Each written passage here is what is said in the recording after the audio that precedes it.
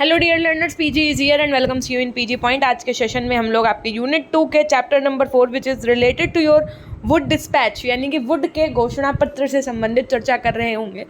इस वाले चैप्टर से 110% क्वेश्चन जरूर बनेगा, ठीक है। तो बहुत सोच समझ के, बहुत ध्यानपूर्वक आप चीज़ों को करिएगा और जो पॉइंट्स मैं इंपॉर्टेंट बताऊँ उनको स्मरण में रखिएगा। बाकी हम आप लोगों के लिए एक गुड न्यूज़ ये लेकर के आए हैं क्या कि आप पीजी पॉइंट ऐप इंस्टॉल करिए, ठीक है। उसमें ई नोट्स के सेक्शन में जाइए। ई नोट्स के अंतर्गत आपको एक फ्री नोट्स दिखेगा, एक पेड ई नोट्स दिखेगा। आप पेड वाले पे क्लिक करिएगा। वहाँ पर आपको क्या मिल जाएगा, वहाँ पर आपको जब आप नीचे स्क्रॉल करोगे सीटेट के नीचे, तो वहाँ पर आप लोगों के पेपर 1 के 1 लीनियर नोट्स जो लॉन्च कर चुके हैं हम, पेपर 3 के जो भी MCQs हैं वो लॉन्च कर चुके हैं, ठीक है। इतना कुछ दोनों पेपर का लॉन्च कर चुके हैं। 1 लीनियर के साथ साथ इसके जो MCQs हैं वो जब आ जाएंगे तो वो अलग से लॉन्च हो जाएंगे। और इसके MCQs के साथ में मैम इसके नोट्स कब मिलेंगे, हमने कहा, मैंने देखो ऐसा हो रहा था कि एक चीज़ कंप्लीट थी एक नहीं, तो मैंने सोचा कि आप लोगों को एक साथ देने में इतना समय लग रहा है, इसलिए एक एक करके दे दें ताकि आप थोड़ा बहुत तो अपने हिसाब से पढ़ते रहो। तो इस वजह से जो चीज़ अलग अलग फॉर्मेट में देना है वो ई नोट्स में देंगे। जैसे ही कोर्स वाला, जैसे ही आपका MCQs बन जाएगा तो यही सेम PDF को हम कोर्स के माध्यम से दे देंगे। रेट सेम रहेंगे, चाहे आप कोर्स में लीजिए चाहे आप ई नोट्स में लीजिए। ई नोट्स में एक एक अलग अलग PDF मिलेगी, कोर्स में आपको दोनों PDF साथ मिल जाएंगी। कोर्स के लिए आपको 2 से 4 दिन का वेट करना पड़ेगा, लेकिन ई नोट्स अगर आपको लेना है तो वो अभी जा करके आप पीजी पॉइंट से ले सकते हैं। कुछ बच्चे ऐसे हैं जो सोचते हैं कि मैम हम नोट्स तो खुद बना रहे हैं, हमको MCQs चाहिए, तो इस वजह से उनके लिए हमने MCQs अलग ई नोट्स में अवेलेबल करवाया है ताकि किसी प्रकार की कोई दिक्कत ना हो। एकदम अल्टीमेट है, आंख बंद करके ले लीजिए और उसके बाद में रिव्यू अपना हमें देना नहीं भूलिएगा, ठीक, कि कैसे लगे नोट्स। अब देखो बहुत सारे बच्चों ने लॉन्च करते ही ऑर्डर भी कर दिया है। क्यों कर दिया, देखो आज आप खरीदोगे, आज भी आप उतने ही रुपए इन्वेस्ट करोगे। एग्जाम टाइम पे आप लोगों को इतना प्रेशर होता है तब भी आप इन्वेस्ट करते हो। लेकिन एक बात ये सोचो कि अगर आप आज इस चीज़ को खरीद लेते हो तो आपके पास पढ़ने के लिए ज़्यादा समय होगा। एग्जाम टाइम में खरीदोगे, पैसे वही लगेंगे, रुपए वही लगेंगे, लेकिन मात्र 1-2 दिन में पढ़ के क्या होगा। इसलिए अभी पढ़ो, थोड़ा थोड़ा करके चीज़ों को पढ़ते रहो। अब आइए समझते हैं वुड का क्या रहा घोषणा पत्र, जो आपका ये आया 1854 में। सन 1853 के अंत तक भारत में अंग्रेजों के साथ साथ अंग्रेजी शिक्षा का भी एकाधिकार हो गया था। इस अवधि की इन 2 विशेषताओं के अतिरिक्त कुछ अन्य विशेषताओं का वर्णन करते हुए श्रीधरनाथ मुखोपाध्याय लिखते हैं, क्या लिखते हैं कि शिक्षा का छनाई सिद्धांत का बोलबाला रहा, जन शिक्षा असंभव गिनी गई एवं देशी शिक्षा कुचल दी गई। पाश्चात्य शिक्षा का आदर बढ़ा, प्राच्य विद्या निरर्थक मानी गई, शिक्षा के माध्यम अंग्रेजी हुआ और संस्कृत एवं लोक भाषाएं निकम्मी ठहराई गई। ये बात किसने कही थी, श्रीधरनाथ मुखोपाध्याय। क्वेश्चन कैसे पूछा जा सकता है कि किसके अनुसार शिक्षा के छनाई सिद्धांत का बोलबाला रहा, शिक्षा का माध्यम अंग्रेजी हुआ, संस्कृत एवं लोक भाषाएं निकम्मी ठहराई गई, प्राच्य विद्या निरर्थक मानी गई। ऑप्शन ABCD मिलेगा जिसमें आपको श्रीधरनाथ मुखोपाध्याय दिख जाए, आप वो टिक करके आइएगा। 1833 के बाद कंपनी ने 1853 में नया आज्ञा पत्र जारी करना था। उस समय ब्रिटिश संसद को ये एहसास हो गया था कि बहुत लंबे समय तक भारतीय शिक्षा की अनदेखी नहीं की जा सकती है, इसलिए भारतीय शिक्षा के संदर्भ में अध्ययन करने हेतु एक समिति का गठन किया गया। और इस समिति ने क्या किया, अब देखो इस समिति ने क्या किया ये समझिएगा। इस समिति ने 1853 तक की भारतीय शिक्षा की गहनता से अध्ययन किया, यानी कि वो जो नई समिति बनी शुरू से लेकर के अब तक क्या क्या शिक्षा के क्षेत्र में बदलाव हुआ, क्या क्या चीज़ें बढ़ोतरी हुई, वो सब चीज़ें इस समिति ने पूरा गहनता के साथ में देखा और उन सब पर विचार किया, है ना। उसके बाद भारतीय शिक्षा पर अपने सुझाव दिए, किसने, उस समिति ने। समिति के सुझावों के आधार पर, किसके आधार पर, समिति के सुझावों के आधार पर कंपनी ने 19 जुलाई 1854 को नई शिक्षा नीति की घोषणा की। उस समय पर बोर्ड ऑफ कंट्रोल के प्रधान कौन थे, आपके सर चार्ल्स वुड थे। आपसे पूछा जा सकता है कि 19 जुलाई 1854 की नई शिक्षा नीति की घोषणा के समय बोर्ड ऑफ कंट्रोल के प्रधान कौन थे। आपके पास 4 ऑप्शन होंगे, William Hastings, sir Charles Wood, Macaulay या फिर आपके पास विलियम बेंटिक। तो आप क्या लगा करके आएंगे, सर चार्ल्स वुड। कौन थे उस समय के? प्रधान थे। इसलिए उन्हीं के नाम पर कंपनी ने आज्ञा पत्र भी कहा और उनका नाम ही था चार्ल्स वुड। तो इस वजह से इसका जो है जो नाम हुआ वो भी क्या हुआ? वुड का घोषणा पत्र प्रकाशित किया गया। इसमें 100 अनुच्छेदों वाला ये अत्यंत बहुत बड़ा यानी कि एक दस्तावेज था जिसमें भारतीय शिक्षा और कंपनी शिक्षा की भूमिका को स्पष्ट किया गया था। इस घोषणा के बाद भारतीयों की शिक्षा में प्रगति हुई, इसलिए कुछ विद्वानों के द्वारा वुड के घोषणा पत्र को भारतीय शिक्षा का महाधिकार पत्र भी कहा जाता है। यानी कि ये एक ऐसा क्वेश्चन है कि अगर एमसीक्यूज पेपर बना तो 100% ये क्वेश्चन आपसे पूछा जा सकता है कि भारतीय शिक्षा का महाधिकार पत्र Magna carta of Indian education की संज्ञा दी गई है। ऑप्शन ए मैकाले के विवरण पत्र को, ऑप्शन बी वुड के घोषणा पत्र को, ऑप्शन बी शिक्षा के छनाई सिद्धांत को, ऑप्शन डी इनमें से सभी। आप क्या लगा करके आएंगे? चार्ल्स वुड के घोषणा पत्र को। जिस समय बोर्ड ऑफ कंट्रोलर कौन थे? चार्ल्स वुड थे। ठीक है, इन्हीं के पत्र को क्या कहा गया? महाधिकार पत्र या मैग्ना कार्टा कहा गया। वुड के घोषणा पत्र के कारण क्या क्या थे, यानी कि वुड का घोषणा पत्र क्यों आया? भाई ज़रूरी था क्या इन सब चीज़ों पे काम करना, वो समझो। देश में अंग्रेजी शिक्षा की मांग दिन प्रतिदिन बढ़ते जाने के कारण नई शिक्षण संस्थाओं की स्थापना करने तथा उनकी गुणवत्ता का सुधार करने के लिए, नई शिक्षण संस्थाओं के पाठ्यक्रम तथा उनके स्तर को ऊंचा उठाने के लिए, भारत में ब्रिटिश राज्य मजबूत हो जाने के कारण शिक्षा संबंधी एक स्थायी नीति तथा शिक्षा को एक व्यवस्थित तथा स्थायी रूप देने के लिए, अधिक समय तक भारतीयों को शिक्षा के अधिकार से वंचित ना रखने के लिए, शिक्षा को जन शिक्षा बनाने के लिए, भारत में स्त्री शिक्षा एवं मुस्लिम शिक्षा की स्थिति को जानने के लिए, साथ में भारत की सभी स्तरों की शिक्षा की तत्कालीन समस्याओं के समाधान के लिए ये पत्र आया था। उसके बाद में वुड के घोषणा पत्र की सिफारिशें क्या थी और क्या सुझाव थे, यानी कि जो इनका आखिर घोषणा पत्र आया 100 अनुच्छेदों का वर्णन था इसमें, तो इसके अंतर्गत क्या डिमांड की गई, क्या रिकमेंडेशंस, क्या सजेशंस रहे, वो समझो। इनके जो है घोषणा पत्र के अनुसार सबसे पहली बात तो शिक्षा की व्यवस्था पर इस पत्र के अनुसार कहा गया, इस पत्र में ये स्वीकार किया गया कि शिक्षा की व्यवस्था करना कंपनी का उत्तरदायित्व है और इसमें लिखा गया कि सभी महत्वपूर्ण विषयों में सबसे ज़्यादा हमारा ध्यान अगर कोई आकर्षित करता है तो वो है शिक्षा और ये हमारा क्या है? मुख्य कर्तव्य है। शिक्षा के अर्थपूर्ण उद्देश्य के संबंध में इन्होंने कहा कि इस घोषणा पत्र में भारतीयों तथा अंग्रेजों के शासनकाल दोनों को ध्यान में रखकर शिक्षा के उद्देश्य निश्चित किए गए। इन उद्देश्यों में एक तरफ भारतीयों के नैतिक व बौद्धिक स्तर को ऊंचा उठाना था, वहीं दूसरी तरफ ऐसे व्यक्तियों का निर्माण करना था जो ब्रिटिश राज्य में विश्वास के साथ ऊंचे पदों पर नियुक्त किए जा सकें। जन शिक्षा विभाग की स्थापना की घोषणा की। इस घोषणा पत्र में भारत में कंपनी शासित प्रत्येक प्रांत में जन शिक्षा विभाग की स्थापना करने की भी घोषणा की गई, जिसमें जन शिक्षा संचालक अधिकारी होगा और इसकी सहायता करने के लिए उप शिक्षक संचालक, निरीक्षक और लिपिक की नियुक्ति की जाएगी। शिक्षा के संगठन के क्षेत्र में वुड के घोषणा पत्र में क्या संबंध कहे गए थे? इसमें कहा गया कि इस घोषणा पत्र के अनुसार शिक्षा नीति में शिक्षा का संगठन 4 स्तरों में विभाजित किया गया। अब ये 4 स्तर आपके कौन कौन से थे? तो प्राथमिक, मिडिल, हाई विद्यालय और उच्च स्तर। प्राथमिक, मिडिल, हाई विद्यालय और उच्च स्तर। उस स्तर के अंतर्गत आपके कॉलेज, विश्वविद्यालय ये सब आ जाएंगे। कौन कौन से 4 स्तर थे? प्राथमिक, मिडिल, हाई स्कूल और उच्च स्तर। कौन से भैया? उच्च स्तर। उच्च स्तर के अंतर्गत आपके कॉलेज है, विश्वविद्यालय हैं, महाविद्यालय हैं, ये सब आएंगे। क्रमबद्ध विद्यालयों की स्थापना करने के लिए कहा। वुड के घोषणा पत्र में पूरे भारत में क्रमबद्ध विद्यालयों की स्थापना करने के लिए कहा गया। क्रमबद्ध विद्यालयों से तात्पर्य है कि प्रत्येक स्तर के लिए अलग अलग विद्यालयों की व्यवस्था करना, जैसे कि प्राइमरी स्कूल अलग हो, सेकेंडरी स्कूल अलग हो, इस तरीके से। और विद्यालयों का क्रम किस प्रकार था कि पहले प्राथमिक स्कूल, फिर मिडिल स्कूल, फिर हाई स्कूल, फिर कॉलेज और विश्वविद्यालय इस तरीके से स्थापित हों। सहायता अनुदान के क्षेत्र में वुड के घोषणा पत्र में कहा गया कि इस शिक्षा नीति में शिक्षण संस्थाओं को बिना भेदभाव के आर्थिक सहायता देने की घोषणा की गई। ये भी कहा गया कि अध्यापकों के वेतन, छात्रवृत्तियों यानी कि स्कॉलरशिप, भवन निर्माण, पुस्तकालय, प्रयोगशाला आदि के लिए सहायता अनुदान दिया जाए, यानी कि कंपनी जो है इसमें क्या दे? योगदान दे।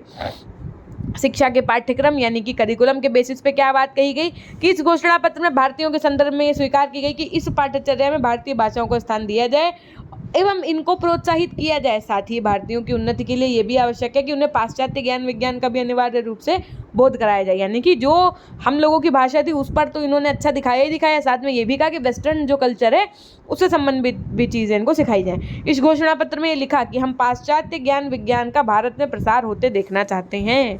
क्वेश्चन पूछा जा सकता है कि हम पाश्चात्य ज्ञान का भारत में प्रचार देखना चाहते हैं। प्रचार प्रसार ये किसमें कहा गया है?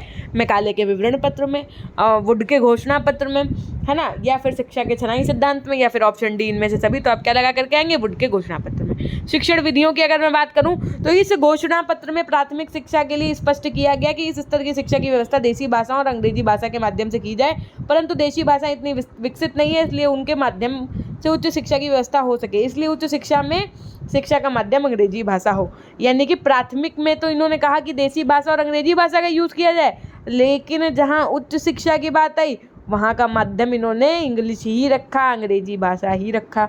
शिक्षकों की आर्थिक स्थिति में सुधार की बात अगर करें तो इस घोषणा पत्र में ये स्वीकार किया गया कि शिक्षा का स्थान समाज में उच्च है, इसलिए शिक्षकों का स्तर ऊंचा उठाने का प्रयास किया जाए और उनके वेतन तथा भत्ते बढ़ाए जाएं। गरीब छात्रों का आर्थिक सुधार की अगर मैं बात करूं तो इस घोषणा पत्र में छात्रों की आर्थिक स्थिति पर भी विचार किया गया और ये स्पष्ट किया गया कि विद्यालय में पढ़ने वाले गरीब वर्ग के छात्रों को आर्थिक सहायता भी प्रदान की जाए। शिक्षण संस्थाओं का प्रबंधन करना ये कंपनी का दायित्व है।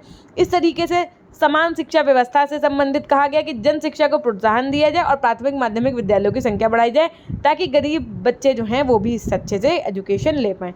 स्त्री शिक्षा के क्षेत्र में इन्होंने कहा कि स्त्री शिक्षा को महत्व को स्वीकार किया जाए, यानी कि सभी को शिक्षा लेने का अधिकार है, और स्त्री शिक्षा के सहयोग में इन्होंने बात कही थी। इस घोषणा पत्र में मुस्लिम की शिक्षा को लेकर के कहा गया कि मुस्लिमों में हिंदुओं की अपेक्षा शिक्षा का स्तर बहुत निम्न है, इसलिए इनमें शिक्षक को बढ़ावा दिया जाए। मुस्लिम के बच्चों को अलग से विद्यालय खोलने के लिए कहा था, मतलब इनके बच्चों के लिए और इनके अभिभावकों को जागरूक करने के लिए भी बोला गया। अगर मैं इस वुड के घोषणा पत्र का मूल्यांकन किया जाए कि इसमें क्या क्वालिटीज़ थी, क्या लाभ थे, क्या हानि थी, तो वो कुछ इस प्रकार है। वुड के घोषणा पत्र पर भारतीय शिक्षा की दृष्टि में बहुत महत्वपूर्ण स्थान रखता है, फिर भी समाज में तत्कालीन परिस्थितियों, आवश्यकताओं तथा संभावनाओं के आधार पर इसका विवेचन आवश्यक है। अब देखो, अब उस समय जो स्थिति थी उसके हिसाब से इसकी बात की गई है यहाँ पर कि राज्य पर शिक्षा का उत्तरदायित्व, पहली बार इस घोषणा पत्र में शिक्षा का उत्तरदायित्व राज्य सरकार पर होना चाहिए, ये स्वीकार किया गया। किसी भी लोकतंत्र में शिक्षा का उत्तरदायित्व सरकार राज्य का ही होता है। अब क्या तो मैम प्रेजेंट में तो समवर्ती सूची में हमने कहा ये कब की बात की जा रही है? उस समय की जब आपका वुड का घोषणा पत्र आया उस समय की सिचुएशंस के बेसिस पे बात की जा रही है। शिक्षा के निश्चित उद्देश्य के रूप में अगर बात की जाए तो इस घोषणा पत्र में भारतीय शिक्षा के उद्देश्य निश्चित किए गए थे जिससे शिक्षा के स्तर में सुधार हो सके। जन शिक्षा विभाग की स्थापना की, यानी कि प्रत्येक प्रांत में शिक्षा विभाग की स्थापना हो की घोषणा की, और जो समय समय पर दी भी जा रही थी ये शिक्षा का क्या करेगा? मूल्यांकन करेगा। गरीब छात्रों की आर्थिक सहायता से संबंधित बात की गई। शिक्षा के उचित संगठन से संबंधित बात की गई। उचित संगठन का मतलब प्राइमरी, मिडिल, हाई विद्यालय, उच्च जो रूप में उन्होंने क्वालिफाई, मतलब उन्होंने उस चीज़ को क्या किया था?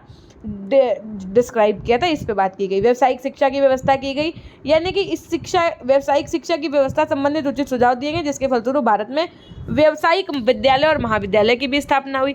स्त्री शिक्षा पर बल दिया गया। विश्वविद्यालयों की स्थापना की घोषणा की, यानी कि इस घोषणा पत्र में भारत के महाविद्यालयों को मान्यता देने, उनका निरीक्षण करने, छात्रों को परीक्षा लेने, प्रमाण पत्र देने आदि के विश्वविद्यालयों की स्थापना करने की घोषणा की गई, जिसके फलस्वरूप क्या बनाया गया? जिसके फलस्वरूप बम्बई, मद्रास तथा कलकत्ता विश्वविद्यालय की स्थापना हुई। क्वेश्चन में पूछा जा सकता है बम्बई, मद्रास और कलकत्ता विश्वविद्यालय की स्थापना किस घोषणा पत्र के माध्यम से की गई? आपको ऑप्शन मिलेंगे, लेकिन आप क्या टिक करके आएंगे? वुड के घोषणा पत्र के अनुसार या वुड के घोषणा पत्र के माध्यम से ये किया गया। ठीक। शिक्षण प्रशिक्षण की व्यवस्था की गई, यानी कि जैसे आप लोग बीएड डीएलएड कर रहे हैं तो ये एक टीचिंग ट्रेनिंग की प्रोग्राम्स तो हैं, इस तरीके से टीचर्स की ट्रेनिंग के लिए भी व्यवस्था की गई। मुस्लिम की शिक्षा पर भी जो है ध्यान दिया गया। निस्पंदन सिद्धांत निरस्त किया गया। निस्पंदन सिद्धांत जो इससे पहले हमने आपको पढ़ाया था कि इस घोषणा पत्र का सबसे प्रमुख गुण ये था कि इसमें मैकाले के द्वारा दिए गए निस्पंदन सिद्धांत, मैकाले ने अपना जो सिद्धांत दिया था उसको निस्पंदन सिद्धांत को समाप्त करके प्रत्येक वर्ग के लिए शिक्षा की व्यवस्था करने की घोषणा की गई। उसने क्या कहा था मैकाले ने? उन्होंने कहा था कि उच्च में शिक्षा दे दोगे तो नीचे वर्ग तक अपने आप छनाई के माध्यम से पहुंच जाएगी। ठीक है, जबकि ये बेकार था तो वुड ने इसको क्या किया? निरस्त कर दिया। अब लेकिन वुड के घोषणा पत्र के भी कुछ डीमेरिट्स थी। क्या थी तो समझो। सबसे पहली बात तो इन्होंने प्राच्य साहित्य की उपेक्षा कर दी। इस घोषणा पत्र में प्राच्य साहित्य को महत्वपूर्ण माना गया किंतु व्यवहार में इनकी उपेक्षा की गई। स्वतंत्र शिक्षा व्यवस्था की समाप्ति हो गई, यानी कि शिक्षा पर पूर्ण रूप से कंपनी का उत्तरदायित्व घोषित कर दिया। ठीक है, जिससे कंपनी ने पाश्चात्य ज्ञान विज्ञान की संस्थाओं को प्रोत्साहित करना शुरू कर दिया और भारतीय जो शिक्षण संस्थाएं थी इससे किसी भी प्रकार का फ़ायदा नहीं हुआ। इस मतलब इनसे जो इंडियन जितने भी क्या कह सकते हैं इंस्टीट्यूट थे एजुकेशनल, उनको कोई फ़ायदा नहीं हुआ। शिक्षा का माध्यम इन्होंने अंग्रेजी भाषा कर दिया। प्राथमिक शिक्षा की व्यवस्था तो देशी तथा पाश्चात्य में कही, लेकिन जो उच्च शिक्षा है उसके लिए इन्होंने अंग्रेजी का अनिवार्य कर दिया, ये बेकार रहा। पाठ्यक्रमों में अंग्रेजी साहित्य पर बल दिया गया, यानी कि जो करिकुलम था उसमें इंग्लिश पर ज़्यादा फोकस किया गया। धार्मिक शिक्षा पर नीति स्पष्ट थी, नीति जो थी वो अस्पष्ट थी, मतलब इस घोषणा पत्र में धार्मिक शिक्षा के लिए विषय में कुछ भी स्पष्ट नहीं किया गया। एक तो और ऊपर से शिक्षण संस्थाओं में धार्मिक शिक्षा पर रोक लगाई, दूसरी ओर ईसाई मिशनरियों ने अपने विद्यालयों में धार्मिक शिक्षा देने को छूट दे दी। सरकारी विद्यालयों में पुस्तकालयों में बाइबल रखना अनिवार्य कर दिया। अब समझो, और धार्मिक शिक्षा के विषय में कोई नीति स्पष्ट नहीं की गई, यानी कि एक प्रकार से ये लोग अपना शिक्षा का प्रचार प्रसार करने लगे थे। ठीक, वुड के घोषणा पत्र के संबंध में आलोचनात्मक जो राय थी वो क्या थी? वुड के घोषणा पत्र के संबंध में आलोचकों ने पक्ष तथा विपक्ष पर अपनी राय कुछ इस प्रकार से प्रस्तुत की। वुड के घोषणा पत्र में पक्ष जो था, मतलब जिसने उसका पक्ष लिया, सपोर्ट किया, वो लोग जो थे वो सुनो, उसके बाद में हम विपक्ष की बात करेंगे। वुड सबसे पहले एच.आर. जेम्स ने कहा कि 1854 के घोषणा पत्र का भारतीय शिक्षा के इतिहास में सर्वश्रेष्ठ स्थान है। जो इससे पहले हुआ या उसकी ओर संकेत करता है, और जो कुछ बाद में हुआ वो इससे निकाला है, वो इसी से निकला है। ए.एन. बसु जो थे उन्होंने कहा कि ये घोषणा पत्र भारतीय शिक्षा का आधार स्तंभ है, भारत में आधुनिक शिक्षा प्रणाली का शिलान्यास इसी ने किया है। लॉर्ड डलहौजी ने कहा घोषणा पत्र में पूरे भारत की शिक्षा के लिए इतनी व्यापक तथा विस्तृत योजना बनाई गई थी जिसे स्थानीय या केंद्रीय सरकार द्वारा कभी भी प्रस्तुत नहीं किया जा सकता था। सर फिलिप हार्टंग के अनुसार कहा गया कि वुड के घोषणा पत्र भारत के कल्याण के लिए विकास करने वाली नीति निर्धारक था। अब जो विपक्ष में विचार थे, मतलब ये सब तो लोग ऐसे थे जो जिन्होंने क्या किया, सपोर्ट किया वुड के घोषणा पत्र का, और कुछ ऐसे लोग थे जो अगेंस्ट थे इनके वुड के घोषणा पत्र के। अब उनके विचार सुनो। ए.एन. बसु जो थे, ऊपर जो आपने पढ़ा वो बसु हैं, है ना, ए.एन. बसु हैं, ये जो है वो ए.एन. बसु हैं। ठीक है, थोड़ा बी और वी का डिफरेंस है। इन्होंने कहा कि छात्रों ने सरल उपाय खोज निकाले, वे बिना समझे हुए विषय वस्तु को रटने लगे, साथ ही उनकी सहायता के लिए बाजार में पुस्तकें तथा कुंजियां भी आ गई, है ना, बस रट के पास हो जाते थे। डॉक्टर मुखर्जी ने कहा कि घोषणा पत्र ने देश की प्राचीन परंपराओं का पता नहीं लगाया और इस बात पर बिल्कुल भी विचार नहीं किया कि भारत में शिक्षा धार्मिक संस्कार प्रधान थी। आर.पी. परांजपे ने कहा कि घोषणा पत्र का यह उद्देश्य नहीं था कि शिक्षा नेतृत्व के गुणों का विकास हो, इसलिए शिक्षा भारत के औद्योगिक विकास के लिए हो, शिक्षा मातृभूमि की रक्षा के लिए हो। ठीक, उसके बाद में भगवान दयाल के अनुसार कहा गया कि वुड के घोषणा पत्र का प्रमुख दोष शिक्षा का गलत उद्देश्य था। ये उद्देश्य पूर्व और पश्चिम की सर्वोत्तम बातों का समन्वय न होकर केवल पाश्चात्य ज्ञान की प्राप्ति का था, कि आप किसी भी तरह वेस्टर्न एजुकेशन को प्राप्त करें। एच.वी. हैम्पटन ने कहा कि 1854 के घोषणा पत्र का एक युग का अंत करता है, शिक्षा के महान अग्रदूतों का नहीं। ठीक, वुड के घोषणा पत्र में भारतीय शिक्षा पर क्या प्रभाव पड़ा, यानी कि इनका जो घोषणा पत्र आया वुड का, उसका इंडियन एजुकेशन पे क्या इफेक्ट पड़ा, क्या इम्पैक्ट पड़ा, ये समझो। वुड के घोषणा पत्र पर भारतीय शिक्षा पर तत्कालीन तथा दीर्घकालीन दोनों प्रकार से प्रभाव हुआ। वुड के घोषणा पत्र के बाद सभी प्रांतों में शिक्षा विभाग की स्थापना हुई, ये तो ठीक है, मतलब अब सभी प्रांत में क्या हुआ था, शिक्षा विभाग की स्थापना हो गई थी और इसमें अपना कार्य शुरू कर दिया था। सभी शिक्षण संस्थाओं को सहायता अनुदान देना शुरू कर दिया था। विभिन्न स्तरों के विद्यालय तथा कॉलेज खुलने भी शुरू हो गए थे और विश्वविद्यालय की भी स्थापना हो गई थी। अभी आपने ऊपर देखा।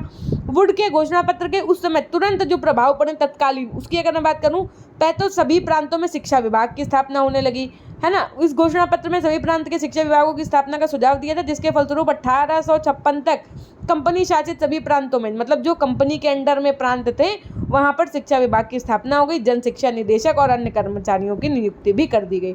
सहायता अनुदान प्रणाली का भी आरंभ हो गया।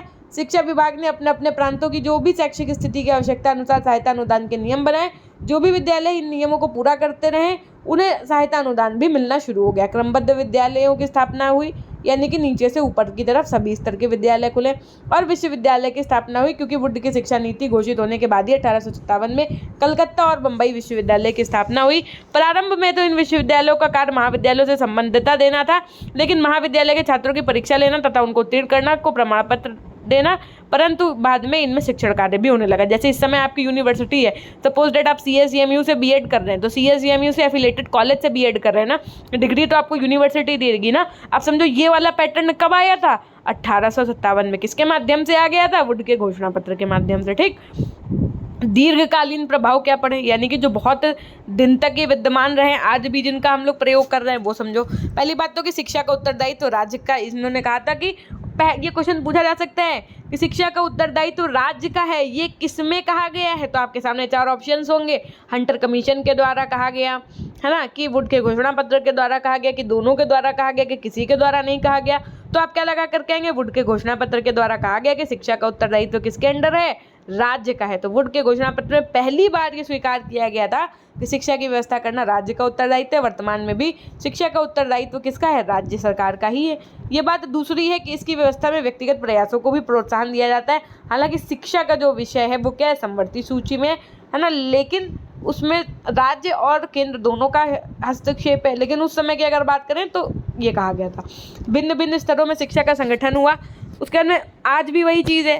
अब वर्तमान में भी आप देखो, प्राइमरी सेकेंडरी है ना, अब तो NEP 2020 के हिसाब से अलग तरीके से आ गया।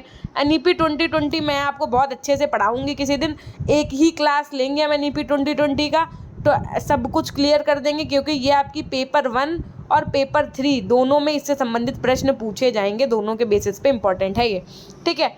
उचित शिक्षा के उद्देश्य दिए गए अलग अलग स्तरों के लिए पृथक पृथक विद्यालय, जो आप भी आज भी देखते हो कि प्राइमरी वो पता चले क्लास 1 से लेकर के 5 तक स्कूल अलग है, सेकेंडरी वाला 6 to 8 तक अलग है ना, या 6 to 12 तक अलग है। इस तरीके से आज भी यही चीज़ है। ये आपके क्या लॉन्ग टर्म चीज़ें हैं जो वुड के घोषणा पत्र से आई हैं। स्त्री शिक्षा हो, शिक्षक शिक्षा हो, यानी कि टीचर्स एजुकेशन हो, व्यावसायिक बिजनेस एजुकेशन जो होती है, ये सब में प्रगति हुई थी। सर्वप्रथम वुड के घोषणा पत्र में ही वुमेन्स एजुकेशन है ना, टीचर्स एजुकेशन, जैसे आप बीएड कर रहे हैं, जैसे BBA वगैरह प्रोग्राम से इनमें सुधार करने को महत्व दिया गया, और उसके बाद क्षेत्र में सुधार होना शुरू हुआ, जो आज भी जारी है। तो हम अल्टीमेटली क्या कह सकते हैं कि वुड का घोषणा पत्र अच्छा था, खराब था? तो अल्टीमेटली क्या कह सकते हैं ये समझो भाई, आखिर मैग्ना कार्टा कहा गया है तो ऐसे तो नहीं कहा गया होगा। तो अंततः हम ये कह सकते हैं कि वुड का घोषणा पत्र भारतीय शिक्षा के संदर्भ में महत्वपूर्ण दस्तावेज है। इसमें जो सिफारिशें की गई वे भारतीय शिक्षा में मील का पत्थर साबित हुई। इन सिफारिशों के आधार पर भारतीय शिक्षा के क्षेत्र में सुधार प्रारंभ हुआ। यथार्थ हमारी आधुनिक भारतीय शिक्षा प्रणाली की नींव इसी शिक्षा नीति में रखी गई। शिक्षा का उत्तरदायित्व राज्य का है। शिक्षा विभाग की स्थापना हो, चाहे सहायता अनुदान प्रणाली की बात की जाए, शुरुआत में क्रमबद्ध विद्यालयों की स्थापना करना हो या विश्वविद्यालय की स्थापना करना हो, ये इसकी महत्वपूर्ण विशेषताएं थी। भारत में जन शिक्षा, स्त्री शिक्षा, शिक्षक शिक्षा और व्यावसायिक शिक्षा की व्यवस्था करने की घोषणा भी पहली बार वुड के घोषणा पत्र में ही हुई थी। पूछा जा सकता है कि भारत में जन शिक्षा, स्त्री शिक्षा, शिक्षक शिक्षा और व्यावसायिक शिक्षा की व्यवस्था करने की घोषणा किसमें कही गई? हंटर कमीशन के द्वारा, मैकाले के विवरण पत्र के द्वारा, वैरन हेस्टिंग के द्वारा, या वुड के घोषणा पत्र के द्वारा? तो आप क्या बताएंगे? वुड के घोषणा पत्र के द्वारा भारत में, इंडिया में पहली बार आपकी जन शिक्षा, स्त्री शिक्षा, शिक्षक शिक्षा और व्यावसायिक शिक्षा की बात की गई। तो इसके आधार पर हमारी आधुनिक भारतीय शिक्षा प्रणाली विकसित भी हुई। और इस घोषणा पत्र में कुछ कमियां भी थी। कमियां क्या थी? कमियां तो ये थी कि जैसे पाश्चात्य साहित्य को इन्होंने पूरा बढ़ावा दिया, निःशुल्क शिक्षा की कोई बात ही नहीं की इन्होंने। जो इनका धर्म था पाश्चात्य, यानी कि जो वेस्टर्न कल्चर था, उसको बढ़ावा दिया।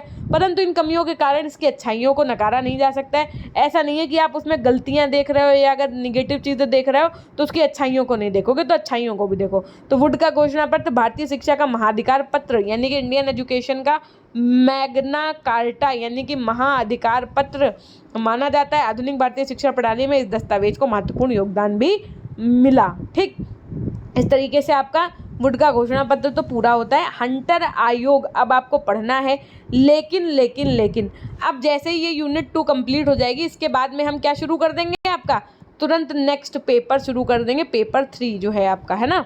और समझो, जो आपको पेपर 3 का MCQs है वो लॉन्च कर चुके हैं हम। जो आपका ये पेपर 1 हम पढ़ा रहे हैं, इसके जो 1 लीनियर चैप्टर वाइज, हर एक चैप्टर के इंपॉर्टेंट 1 लीनियर जो फैक्ट्स होते हैं उनको हम आपको प्रोवाइड कर चुके हैं। ई नोट्स के सेक्शन पे आप जा करके देख सकते हैं। ये थी एक छोटी सी जानकारी। मिलते हैं हम आपसे नेक्स्ट वीडियो के माध्यम से, तब तक के लिए अपना ध्यान रखिएगा, है ना। कल हम आपको हंटर आयोग पढ़ाएंगे, उसके बाद में आपकी ये 2nd यूनिट भी कंप्लीट हो जाएगी। ठीक, तो हमेशा खुश रहिए, मुस्कुराते रहिए, कभी अपनों के लिए तो कभी अपनों के लिए। Till then take care, bye bye, love you all, love you my dear class. अगर आपको कोई दिक्कत आती है, कहीं पे भी कुछ भी पूछना है, तो आप हमसे Instagram ID PG Point Official पे मैसेज कर सकते हैं। धन्यवाद।